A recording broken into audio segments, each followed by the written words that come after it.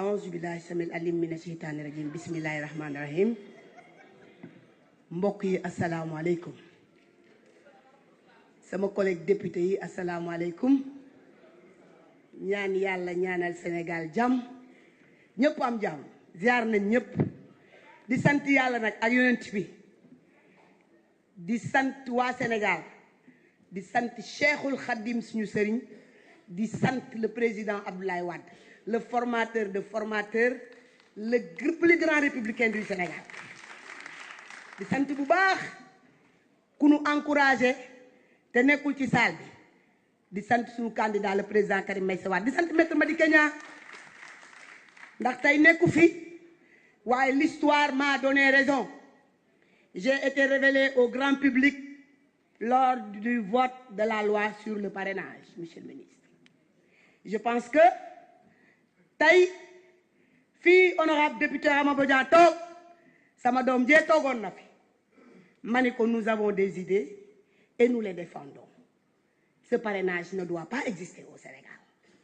jàpp naa ni tey bi nga xamante ne joxaat ngeen loi joxaat ngeen droit joxaat ngeen dëgg ñi nga xamante ne tey matuñu woon 15 fee lañ daan toog Sénégal yépp di ñu dégg ñuy teg loo xamante ni ñépp a koy dégg jàpp naa ni lii ak cant rek laa ko mën a jàppee moo waral ma yéeg ndax dama ne woon nañ ma retiré waaye damaa ñëw pour sant xam ni l'histoire m'a donné raison ma jàpp ni nag loolu bu amee dafa am fu mu tegu ndaxte nit da ngay am coach sa derrière.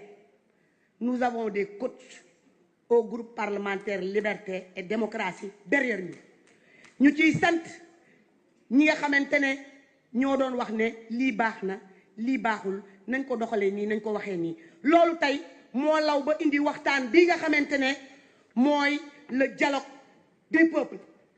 yàlla def Parti démocratique sénégalais et ses alliés teew ci waxtaan ci ba la ñu doon défendre depuis 2017 ba tey yàlla indi ci solution bu leer nañ parce que ñun xam-xam kese la ñu mën a demee mënuñoo demee neneen boo defee opposition 27 ans gouverner 12 ans nekk un homme de la trempe de Ablaye Wade mënoo juum ci benn waxtaan booy waxtaan. donc je pense que Sénégal tey war nañu xam ne lii teew lu baax la ci ñëpp parce que ñun dañoo toogoon fee bañ ko. on ne peut pas vouloir une chose et son contraire fee laay toogaat yëkkati sama loxo ne ànd naa ci asalaamaaleykum wa rahmatullah. Merci, chers collègues. La parole est à notre collègue Malick Diop. Abbas Fall, le suivant.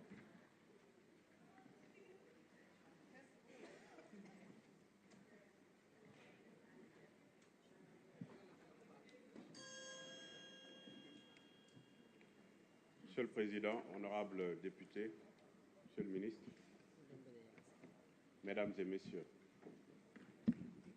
il est des lois qui sont des lois parfois polémiques. Il est des lois qui sont parfois des lois qui défraient la chronique. Il est des lois qui sont issues de problèmes réels que les citoyens ont au fur et à mesure de choses importantes. Il s'agit parfois, par exemple, d'élections. C'est le cas précisément de la loi sur le parrainage. Il y a eu des polémiques, il y a eu des discussions, il y a eu des avis, beaucoup d'avis. La rationalisation des candidatures, la rationalisation des dépenses publiques, etc., etc. Il fallait, à un moment donné, voter une loi, partir sur une base et continuer. Dans le cadre de l'amélioration continue, je pense qu'il est important que nous puissions, nous, comme à l'international, témoigner ici de la vitalité de la démocratie sénégalaise. La vitalité d'une démocratie s'évalue à l'aune des discussions entre les parlementaires, les populations, etc., qui permettent d'améliorer au fur et à mesure des éléments textuels qui sont mis sur la place publique. C'est pourquoi, Monsieur le ministre de la Justice, garde des Sceaux, ce projet de loi portant révision de la Constitution, qui a pour objet d'abroger et de remplacer les dispositions de l'article 29, est consolidant. C'est une avancée démocratique, parce que tout simplement, il a été issu de discussions qui ont permis naturellement de trouver des solutions. Je vous l'ai dit en commission, Monsieur le ministre.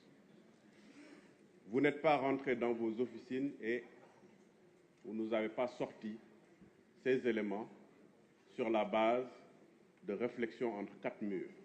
Non, pas du tout. Il s'agissait de discussion, il s'agissait de dialogue national impliquant tout le monde. Et c'est textuellement que vous avez proposé ce qui est issu de ce dialogue, qui est un dialogue national, qui n'est pas précisément un dialogue politique, la partie politique étant intégrée. Je voudrais également, Monsieur le ministre, vous dire que nous avons été très satisfaits, toujours dans le cadre de la vitalité démocratique, du fait que vous soyez à l'écoute de ce que les parlementaires, en tout cas nous en premier, avions proposé, à savoir le retrait de l'article 87 de l'article 87 proposé en son temps. Et ça, je pense que c'est important dans cette vitalité démocratique. Monsieur le ministre, vous nous avez écoutés et vous nous avez entendus lorsque nous avons parlé du cas de notre collègue Birame Souleye Diop. Nous tous, nous avons porté ce plaidoyer. Je pense que c'est important que des parlementaires puissent porter ensemble un certain nombre de plaidoyers et ça donne des résultats. Parce que je l'ai dit en commission, nous avons un collègue qu'on connaît courtois, qu'on connaît également très consensuel et qui, comme un homo sapiens sapiens normal, peut faire naturellement des erreurs. Et je vous avais dit en son temps, même la diplomatie sénégalaise arrive à soulever des montagnes, à déplacer des montagnes. Et je pense qu'il y a beaucoup d'avancées par rapport à cela et nous vous en remercions. Mesdames et messieurs, je pense que le débat, il est important, mais il est important qu'au fur et à mesure, quand il y a des avancées démocratiques, que nous qui sommes des parlementaires, nous puissions toucher du doigt ce qui se passe au niveau du Sénégal et montrer également à l'aune au monde entier que le Sénégal est une démocratie qui a une vitalité qui permet aujourd'hui d'être fier par rapport à l'international. Je vous remercie. Merci, chers collègues. La parole est à notre collègue Abbas Fall, Ismaël Diallo, le suivant.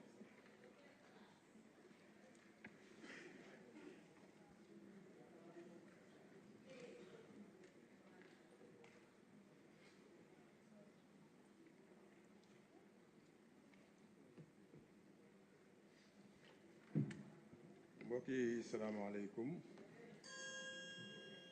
mais Farba moom gëj nañ ko gis maa ngi koy nuyu bu fekkee mu ngi may seetaan monsieur le ministre dama la dégg un jour nga ni Ousmane Sonko ne sera jamais président de la République du Sénégal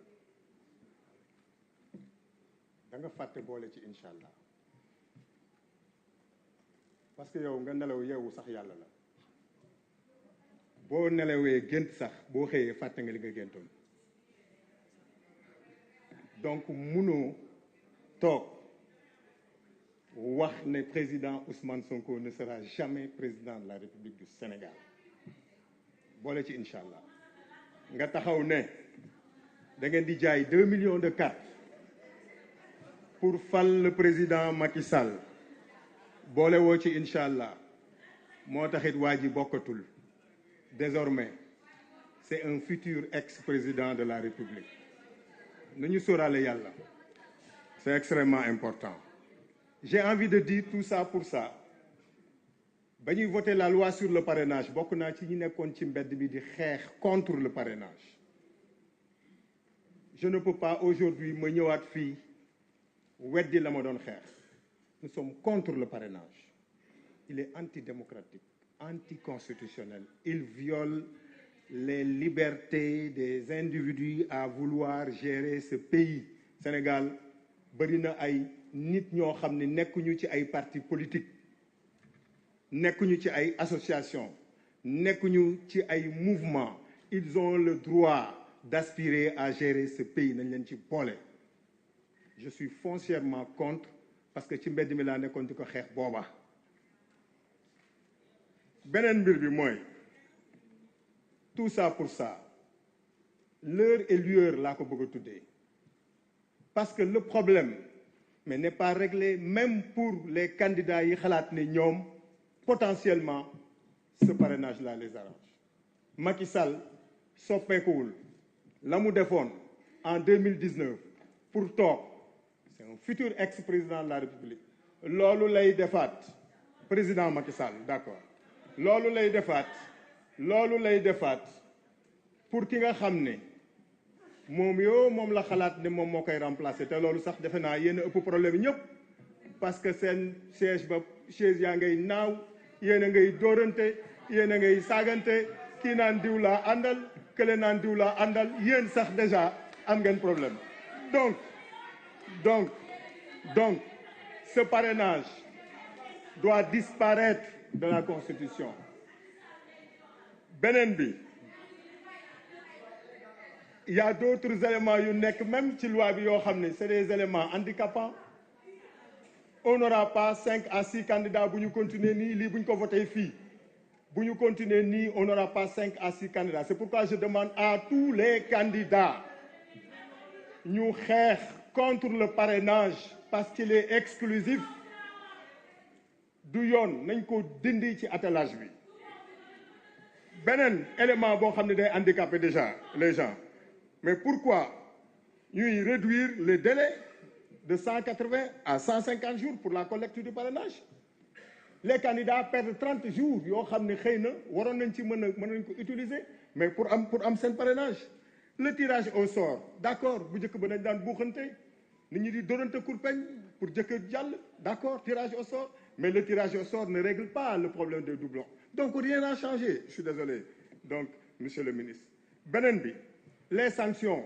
d'accord pour le parrainage citoyen mais pour les élus aussi il faut des sanctions il n'y a pas de mécanisme ici pour que bu ëllëgee comme fii ñun bu ñu daan voté projet de loi sax am na ay députés yoo xam dañuy yëkkati seen loxo ñaari yoon ba ñu kii leen donc il faut faire la même chose aussi au niveau du parrainage loolu aussi monsieur le ministre nañ ko xoolaat